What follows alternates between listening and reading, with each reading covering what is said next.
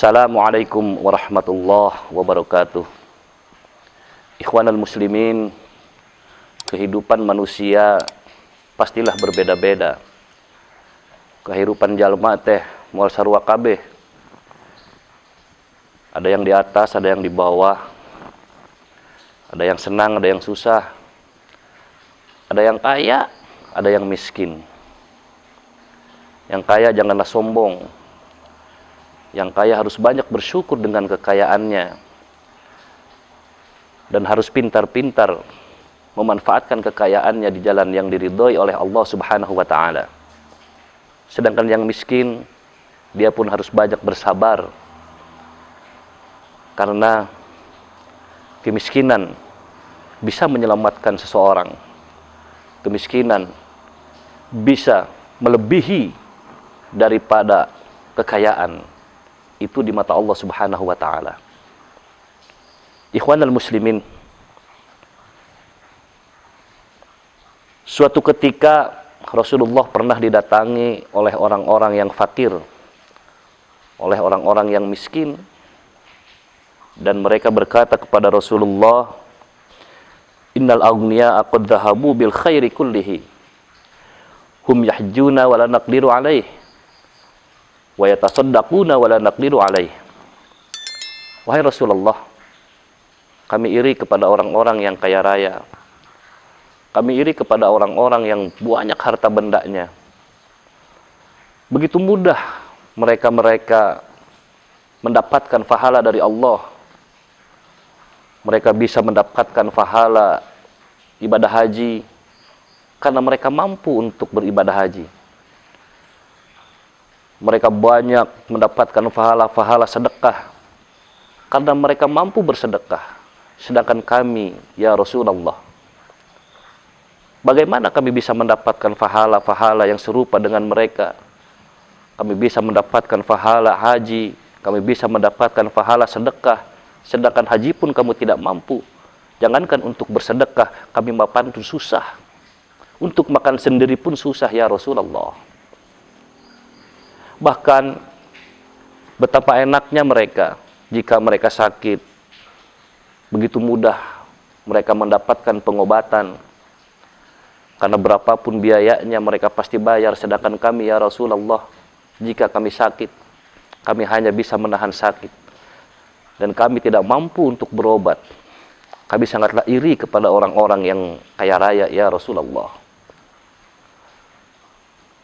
Lalu Rasulullah menjawab, kata Rasulullah, faqala Rasulullah sallallahu alaihi wasallam, balaghu anni al-fuqara anna man sabara minkum wahtasaba falahu salatu khisal.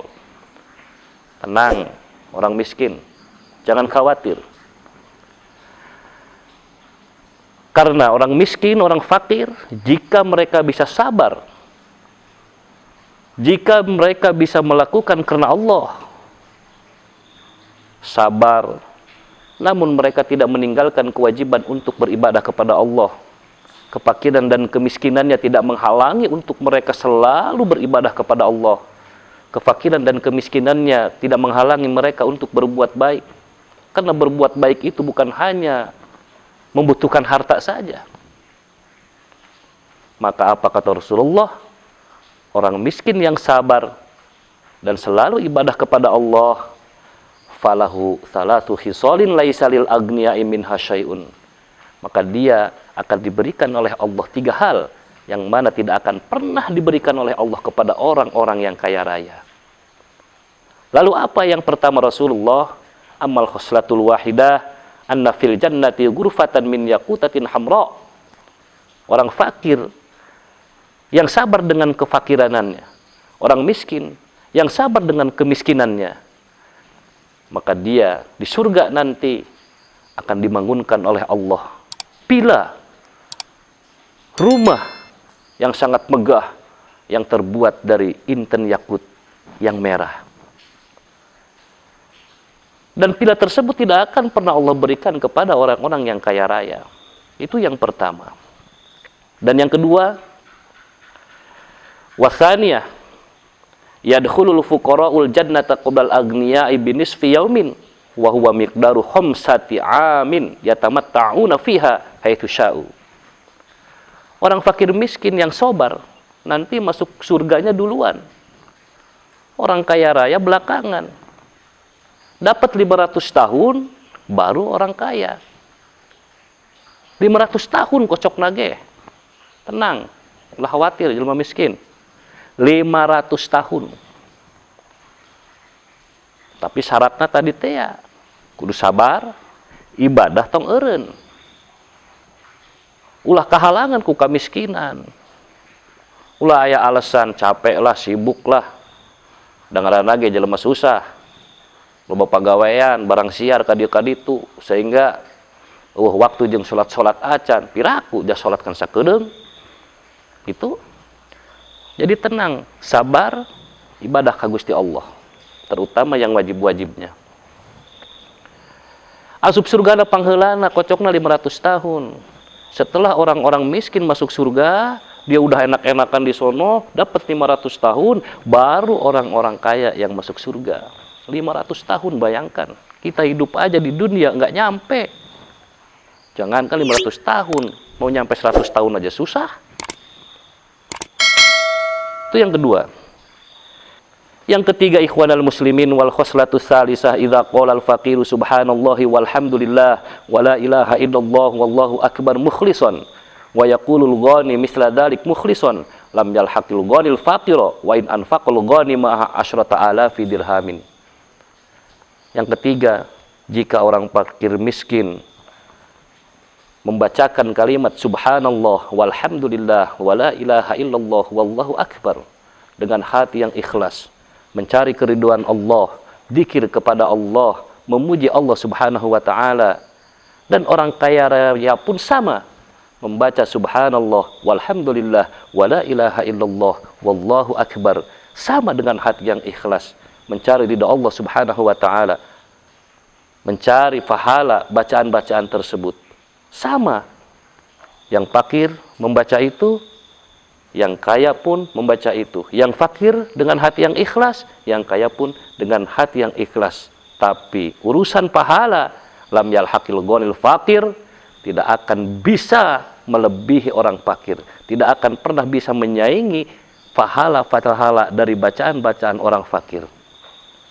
Wa in anfaqo asyrota alafi dirhamin, walaupun orang yang kaya itu ditambah dengan bersedekah 100.000 dirham. Udah baca subhanallah walhamdulillah dengan hati yang ikhlas, ditambah bersedekah 100.000 dirham, tetap bacaan orang fakir itu lebih unggul pahalanya. Maka dari itu pas Rasulullah ngajawab jika gitu, anu tadina orang fakir-fakir ngeluh, anu tadina orang fakir miskin mengeluh kepada Rasulullah, lalu mereka berkata, Rodina ya Rob, Rodina ya Rob. Oh begitu ya Rasulullah. Oke lah kalau begitu, kami ridho dengan keadaan kami, kami rela dengan keadaan kami, bahkan kami ingin seperti ini terus. Kami ingin fakir aja, kami ingin miskin aja. Bahkan Rasulullah pun pernah berdoa, kata Rasulullah di dalam doanya, Allahumma tawaffani faqiran wa la tatawaffani ghaniyan wahsyurni fi zumratil masakin yaumal qiyamah. Ya Allah, jika saya nanti meninggalkan dunia, tolong wafatkan saya dalam keadaan fakir. Jangan engkau cabut nyawa saya dalam keadaan saya kaya raya, dan nanti di hari kiamat kumpulkan saya dengan golongan-golongan orang fakir. Bahkan Abi Dzar, sahabat Rasulullah sallallahu alaihi wasallam, dia pernah dapat wasiat dari Rasulullah, 7 wasiat, dan salah satunya yaitu adalah ausani bihubbil masakin wadunuwi minhum. Rasulullah pernah wasiat kepada saya, kata Abi Dzar, untuk saya selalu mencintai dan menyayangi orang-orang fakir miskin dan selalu mendekati mereka. Jangan dijauhi. Tong dijauhan, jadi mau fakir miskin mah. Deketan ku urang. Karena tanpa mereka, kita pun tidak akan pernah bisa merasakan kekayaan kita. Tanpa mereka, orang mual bisa ngarasakeun kekayaan orang, mun orang kaya teh mah. Karena sagala ge digawean pan ku orang-orang fakir miskin. Maka ikhwanal muslimin, kasihanilah mereka.